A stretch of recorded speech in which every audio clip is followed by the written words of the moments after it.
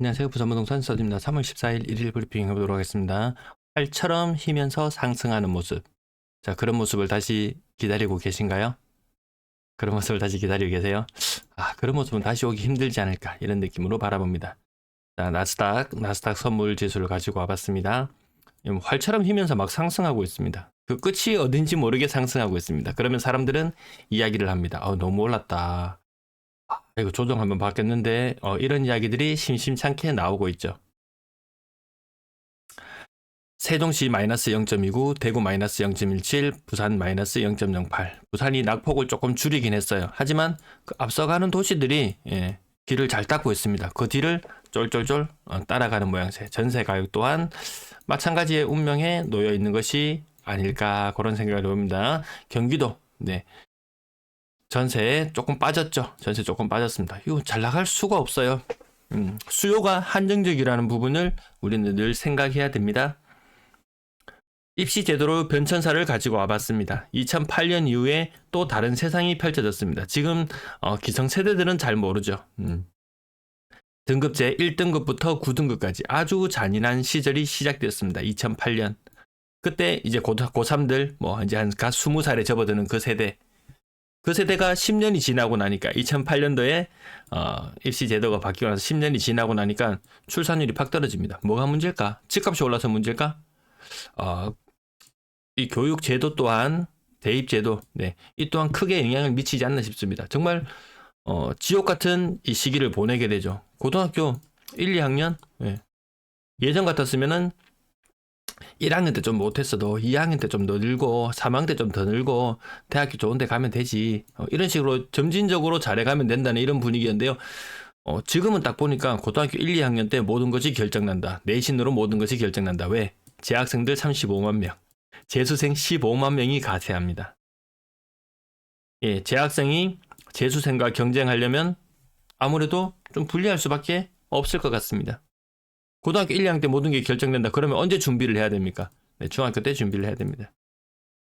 중학교 때 안정적으로 자리를 잡아야 잘할 수 있을 거라고 믿습니다. 중학교 때 그냥 잘해지나요? 초등학교 때 공부 열심히 해야죠. 초등학교 때 그냥 잘해지나요?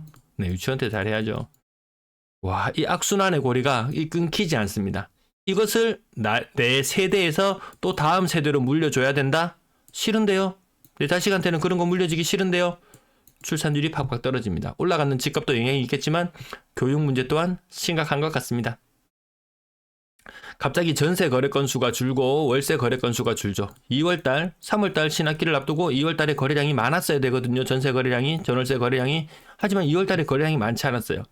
점점 이 현상은 심화될 거예요. 왜? 전세 월세 왜 이동합니까? 왜 이동해요?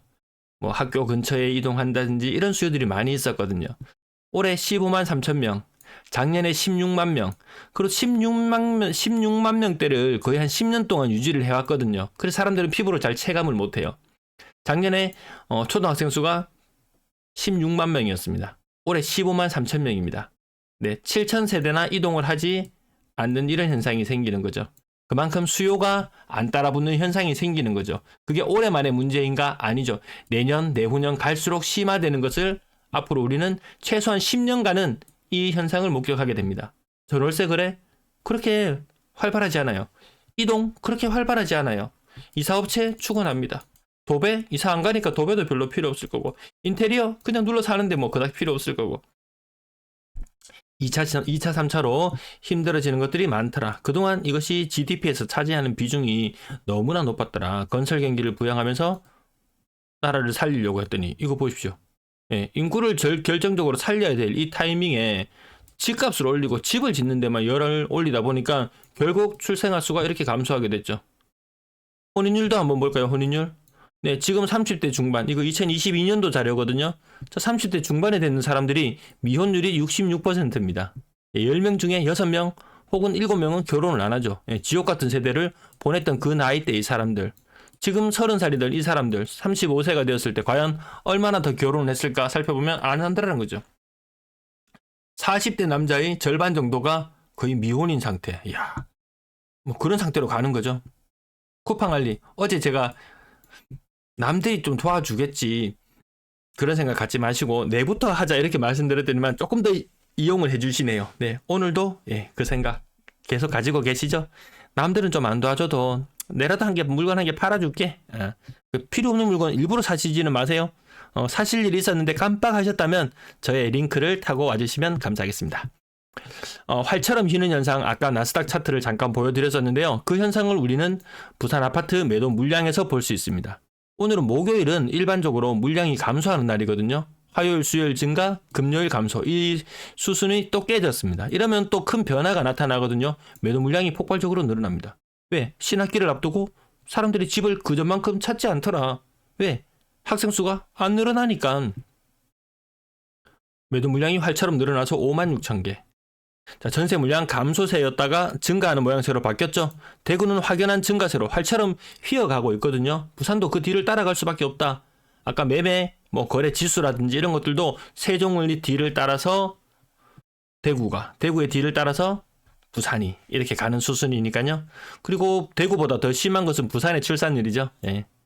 도시가 더 클수록 출산율이 더 낮은 경향을 보이더라고요. 월세 물량도 휘어가고 있죠. 활처럼 휘어가고 있습니다.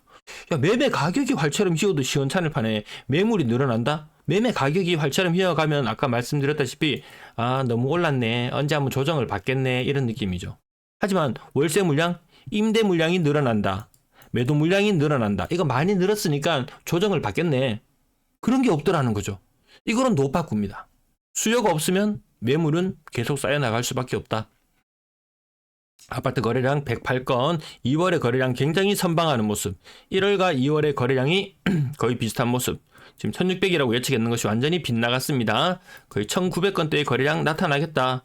다음 달의 거래량은 지금보다 더 나을지도 모르겠습니다. 그래봐야 2000건 전후로 왔다 갔다 하는 거거든요. 의미 없죠. 잘 나가던 시절에 부산은 3000건 이상 정도는 나와줘야지 그래도 좀 시장에 힘이 있다 이런 느낌인데, 딴 데서 긍정적인 요소를 찾을래야 찾을 수가 없는 거예요. 그러니까 요 미미한 거래량을 두고 조금 늘었으니까 오늘 거래량이 좀 많으니까 좋다 나쁘다 그걸로 너무 근시안적으로 그렇게 볼 필요는 없다. 조금 긴 흐름으로 보면 올해 한 해 부동산 시장에 호재라고 이야기할 만한 거 금리 인하 이거 말고 없죠. 근데 금리 인하 한다고 해도 소용없고 금리 인하 해도 소용없다는 말씀 계속 드려왔고요. 정책자금 투입 안 됩니다. 그러면 개인들도 덩달아 안 삽니다. 악재가 더 질비한 시장. 매매 가격 한번 살펴볼게요. 자, 100여 건 거래 중에서 6억 이상 거래. 자, 중에서 자, 국평 위주로만 살펴볼게요. 그래도 오늘은 6억 이상 국평 거래가 굉장히 많은 날이었네요. 자, 광안자이 그러면 뭐 합니까? 고점 대비 40%입니다. 고점 대비 40% 하락. 얘는 집값 선방하고 있네. 93.6% 선방하고 있네. 그러면 연식 확인해 보면 되죠. 2022년식 아파트예요. 선방하고 있네. 신고가네. 네, 2022년식 아파트예요. 신규 거래 2023년식 아파트예요. 이런 식입니다. 이런 식. 27% 조금 더 낙폭을 보이기도 하고 25%. 요 비싼 아파트들 요쪽은 한 25% 평균 하락률 모습 생각하시면 된다라는 부분. 그 정도 모습으로 보시고요. 그 아래쪽으로 내려와도 오늘은 한 25% 정도 하락 모습 보여주고 있고 25% 정도 하락 모습. 네, 가격 많이 안 짚을게요. 가격 많이 안 짚어도 뭐 크게 분위기 다르지 않습니다. 일부 사람들이 가격 1억 정도 올랐잖아. 1억 정도 올랐잖아. 지금 1년 동안 1억 올랐잖아. 그 전에 2억, 3억 까먹은 건 이야기도 안 합니다.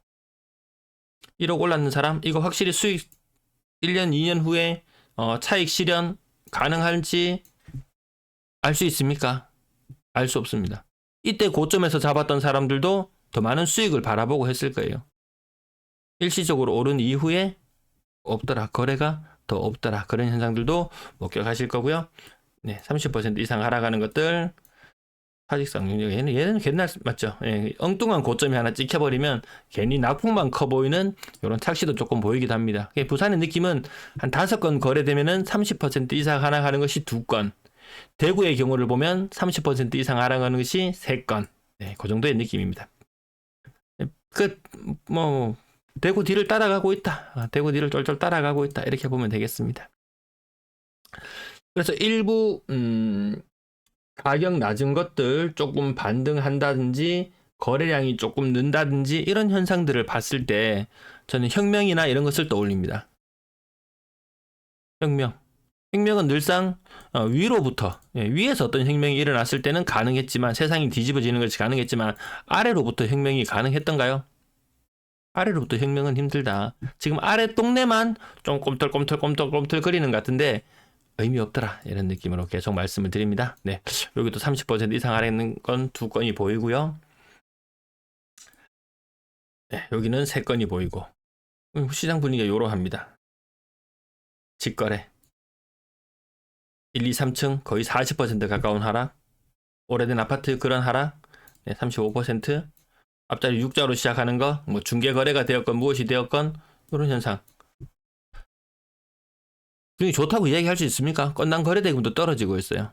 이 시장 분위기 좋을 때 2020년 한번 볼까요? 2020년 건당 거래 대금 3억 1천, 뭐 3억 7천, 3억 8천, 3억 9천, 이렇게 건당 거래 대금부터 좀 좋아지는 모습을 보이거든요. 그런 모습이 보이지 않습니다.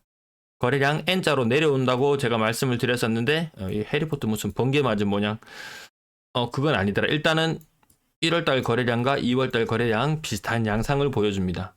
그러면 신생아 특례, 사람들이 신생아 특례 받아서 집을 안 사더라, 이런 소문이 퍼지기만 하면은 거래량은 조금 찬물을 끼얹을 거예요.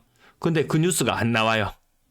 작년 이맘때쯤에는 특례보금자리로 나오고 나서 3월 초반에 뉴스가 한번 나왔고 3월 중반에도 또 뉴스가 한번 나왔었거든요. 올해는 아직까지 나타나지 않습니다. 그 2월 중반에 한번 발표하고 나니까 사람들이 다 눈치를 채버렸죠. 신생아 특례 대출 받아가지고 집 안 사더라. 한 달에 부산에 150건밖에 사는데 영향을 안 미치더라. 전부 다 대환하기 바쁘더라. 이자 낮추기 위해서 대환하기 바쁘더라. 네, 그마저도 지금 뭐가 문제냐면은 대환을 하려고 했는데 이게 주택 구입 목적으로 대출을 받았으면은 이 대환이 가능한데, 알고 보니까 이 대환을 한번 받았다, 대환을 한번 받은 용도로 다시 대환을 받으려고 하니까 이거 안 되더라죠. 그래서 지난번에 한번 발표됐던 그 신생아 특례에 대한 그 대출 총액도요, 그게 완료된 건수 기준이 아니고 신청 건수 기준이거든요. 그래서 아마 턱없이 부족할 거예요. 신청 액수가 정부에서 바라거나 이랬던 것과는 판이하게 다른 모습을 보여주지 않나 싶습니다. 그러니까 발표를 안 하고 있겠죠. 뭔가 숨길 때는 구린 구석이 있더라. 비싼 아파트 안 삽니다. 비율 떨어지는 모습 계속 확인하고 계시고요. 분양권 8건의 거래가 있었습니다. 죄송합니다. 6건 오늘 수정하지 못했네요. 여기 뭔가 살짝 오류가 있어요, 지금. 2월에 거래량이 살짝 오류가 있어가지고 거래량이 많지 않게 나타납니다. 네. 전세 거래량 확연히 줄어드는 모습, 이게 이제 올해가 스타트입니다. 예, 초등학생들이 본격적으로 줄어드는 게 올해부터 스타트거든요. 네, 요거 전세 거래가 준다? 전세 매물은 많다? 그러면 결국 전세 가격이 빠진다? 그러면 매매 가격이 빠진다. 이게 공식이잖아요. 전세 거래 많지 않다는 모습 보실 수 있고요. 전월세 비중도 막 솟구치지는 못했네요. 네, 전세 가격, 평균 전세 가격 빠진다. 언론에서 늘상 이야기하는 것이 전세 가격이 오르면 매매 가격을 밀어 올린다. 전세 가격이 내려가면 매매 가격을 끄집어 내린다. 이런 뉴스가 언론에 잘 안 나오더라고요. 하지만 그것이 부산이 현재 직면하고 있는 현실인 것 같습니다. 3억 미만 비중은 조금 떨어졌고 4억 이상 비중은 오르다가 조금 조정받는 모습. 이거 조정받을 거라고 말씀드립니다. 필연적으로 2년 전에 4억, 2년 후에 4억 아니죠. 네, 그때 대비 집값이 뭐 28.5% 정도 빠져 있으니까 그때 대비 매매가도, 전세가도 28.5% 정도 나란히 빠지거든요. 자, 그때 4억의 전세를 얻었다. 그럼 지금 전세 가격이 얼마 됩니까? 대략 30% 빠지면 한 2.8억 되거든요. 자, 그때 전세 5억을 얻었다. 지금 전세 가격이 얼마? 한 3.5억 되거든요. 이것만 봐도 4억 이상 전세가 많을 수가 없는 상태죠. 월세 거래량도 월세 거래량 조금 낮고 전세 거래만 확연히 좀 줄어든 모습. 2월 달에 우린 그것을 체감할 수 있었습니다. 전체 임대 거래량으로 봤을 때도 지금 거래가 거의 한 90% 정도 신고되었다고 봤을 때 1월 달 전세 거래량 대비 2월 달에 전세 거래량이 많이 약하다. 그에 대한 원인들, 뭐 왜 그럴까? 왜 그럴까? 왜 이런 현상들이 일어날까를 그 인구와 그 교육 제도와 여러 가지 측면과 같이 견주어서 살펴봤습니다. 네, 시청 감사합니다.